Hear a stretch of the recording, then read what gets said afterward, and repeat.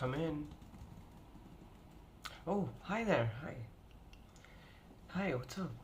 No, come in. No, you're not disturbing. I was just um, entering the grades into the system here. The other class. Yeah. No, of course. No, come in, come in. What's going on? Hi. But wait, before that, my name's Mr. Rudy. It's nice to meet you. Yeah. I teach sixth form. Mm-hmm. Yeah. And I'm a sort of assistant professor at the college as well. Yeah. Mm-hmm. Yeah, sure, I can help you with that. What's going on? Have a seat, have a seat. What's up? Mm-hmm. Oh, what's going on? Something troubling you? I'm sorry to hear that. A lot of stress, yeah, totally understandable. Yeah, it's exam season, isn't it? I remember when I was a kid, yeah, it was not fun. Yeah, day in, day out studying, right? Yeah, it can get a bit too much. I completely understand. Um, if you'd like to just have a seat, we can discuss everything that you want to discuss, and I can help you with whatever I can. Um, right, sure. Just give me a second, okay? Are you in my class? No, right. I see. A fellow classmate told you to reach out to me.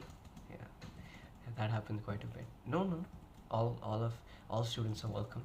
You don't have to be a student from my class, but I'm happy to help regardless. Uh, is your teacher? Wait, who's your teacher again? Ah, that explains it. No, of course not. No, that's not. No, let's just keep that a secret. A secret between us. Yeah. It's a bit. I've been working. Yeah, I don't know what. It's a bit. Teachers get tired too as well. Sometimes. Yeah, it's a lot of grades to input, and yeah, but yeah, just keep that a secret. What I told you about your teacher. Yeah, we don't want them finding out that I said that. Mr. Rudy might come under fire for that. No, I don't mean any shade really, but there's teachers who are really committed to teaching, and some that are I don't want to say bad at it, but I think they would have been better at a different profession. I know. I've had a I've had an awful list of teachers myself who were not the best. They were quite educated, don't get me wrong, very smart, very very smart, but just they're just bad as teachers at the fundamental level. Yeah. No, I don't know. It just happens. You know. Anyway, all right. Tell me, how can I help you? Mm-hmm. Right. Mm. Okay. So those concepts have been a bit challenging for you to. No, see, that's the first problem there. You're trying to mug it up. Just kind of eating up information and regurgitating it back on paper does not help. Now I know that's just easier said than done because there's so much stress, right? There's so many things to do. There's so little time, and what with the exams being back to back. I totally understand. But you know what? I may not be able to help you study throughout, but I can give you some good tips. I can help you relax, and I can just help you feel a bit more confident before you go in and write your paper. How does that sound? Sure, I can do that for you. Alright, let me just first, can I have a look at your book, if that's okay? Mm-hmm. Okay, alright. Right, okay. Let's go over some of your notes first. Okay. Do you have a, do you have to go immediately? What time is it again? Alright, okay. Perfect. Okay, so I'm just gonna have a look at this and let's discuss your notes first, okay? See, immediately from opening itself, I could tell, you know, this isn't a criticism, but look at this right here, okay? I'll just highlight it, okay? You need to stop doing that. You don't need to take every single detail that that is mentioned in class. I mean, if you want to, you can, but it saves more time to take down the important details. Highlight important information in your textbook. Reread it, don't mug it up. Understand it. And what helps me personally, and what I've heard helps a lot of people, is understanding the information and then going and telling someone else. So, for example, if I am teaching math tomorrow, for example, so I understand what 5 plus 5 means. It means 5 added to 5 and what that gives, and that gives 10, right? Now, that's a very, very stupid example, but basically, all you have to do is go and tell someone else 5 plus 5 is 10, or teach it to them.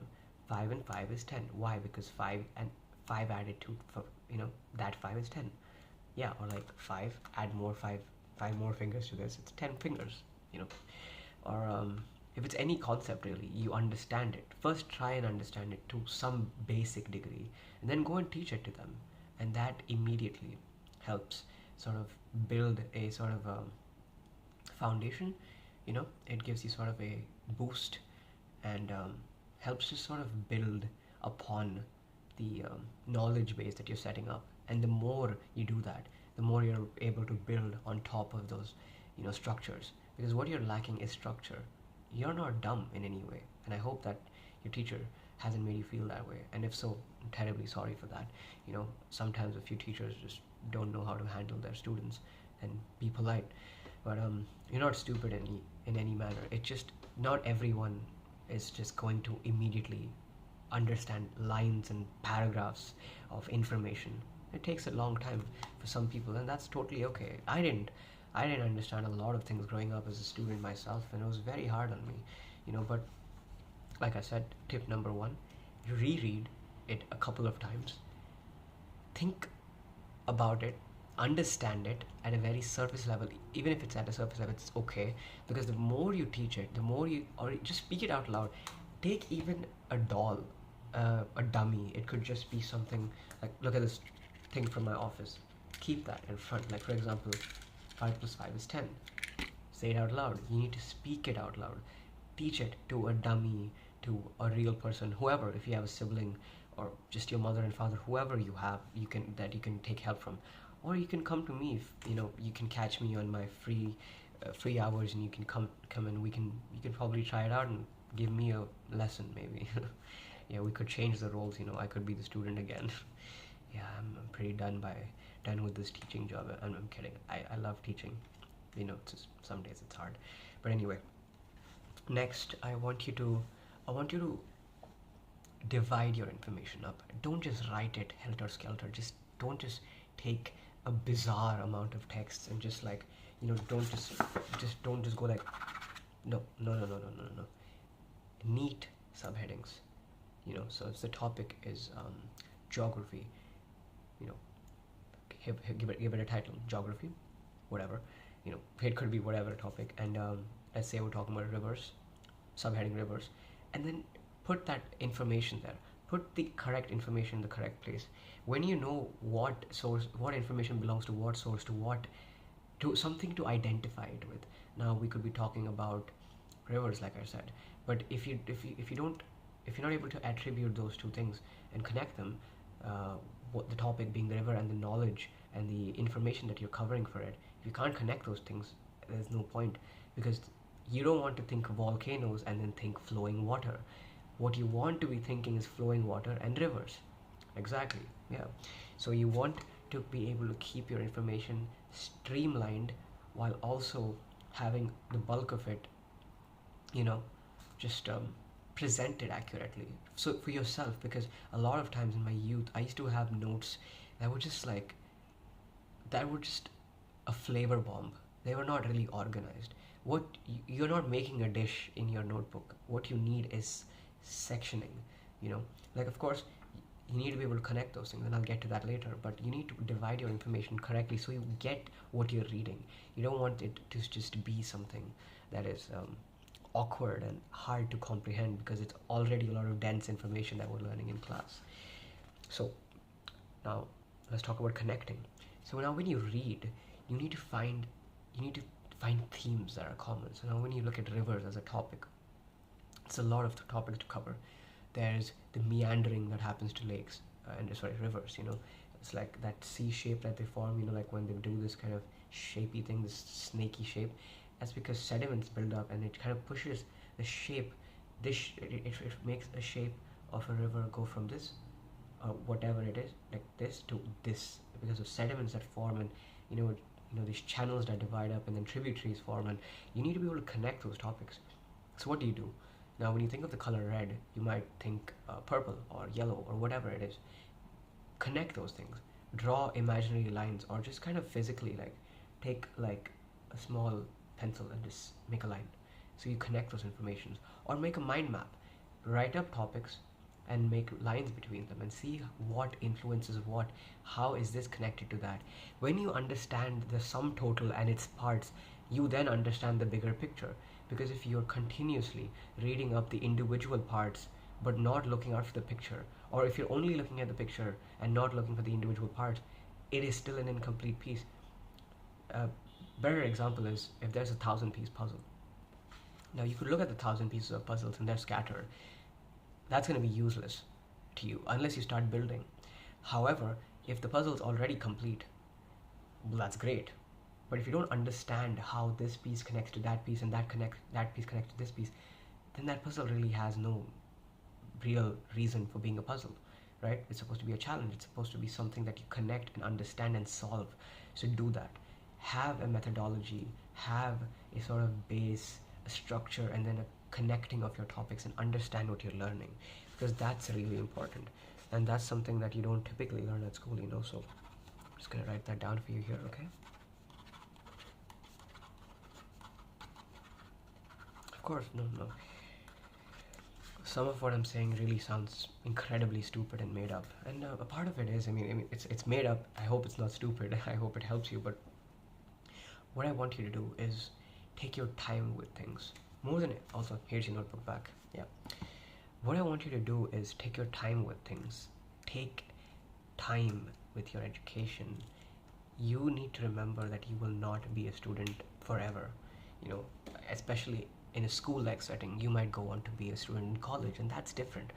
But in school is where you do the bulk of your learning, right? Like that primary learning. Of course, you do much more learning as you grow up as well. I'm not saying that you don't, but you need to remember that you need to take your time. Of course, it's kind of, it feels like you don't have time, but slow down for yourself.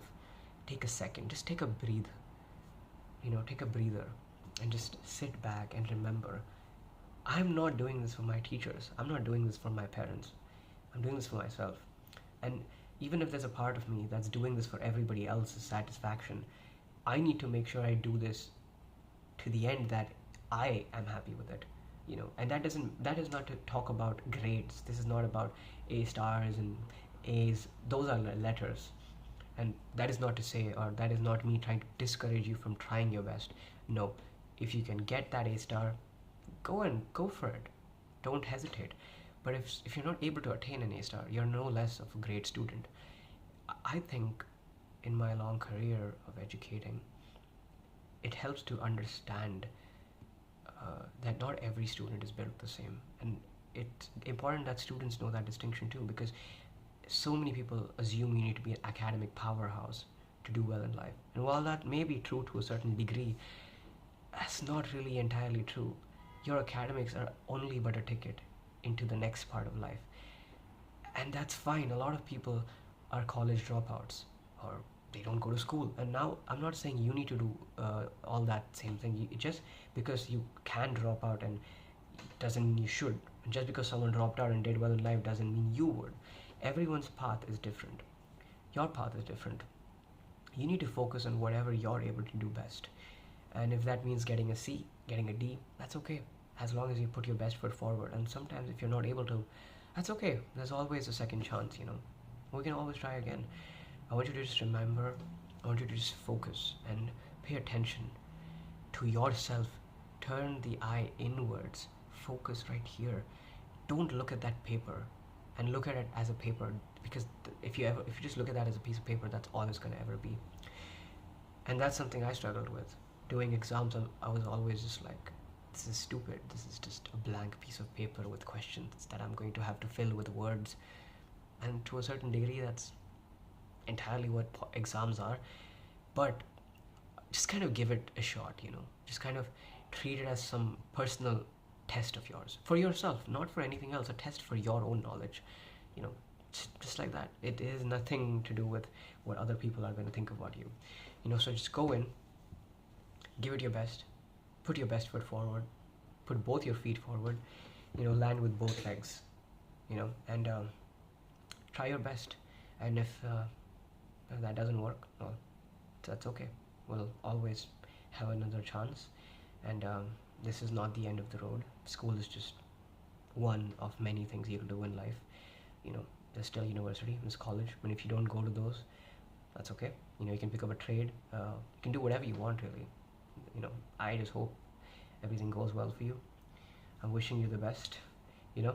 And like I said, Mr. Rudy's office is always open, and I hope I can, you know, provide any further assistance that you may need. I cannot promise that I would, what do you call it, always be free, because I have a tight schedule. I have to attend to the higher classes as well, because they have a lot of exams as well. However, and yeah, I also have a professor, you know, assistant professor job, but don't let that stop you from reaching out. I'll try to make time, okay? Yeah, anything for my students. Well, you don't have to be in my class, but you're still my student. Anyway, well, carry on then, you know, have a good one, and let me know how it goes. Perfect. All right, good luck to you. Do well out there. Good luck. Bye bye. See you.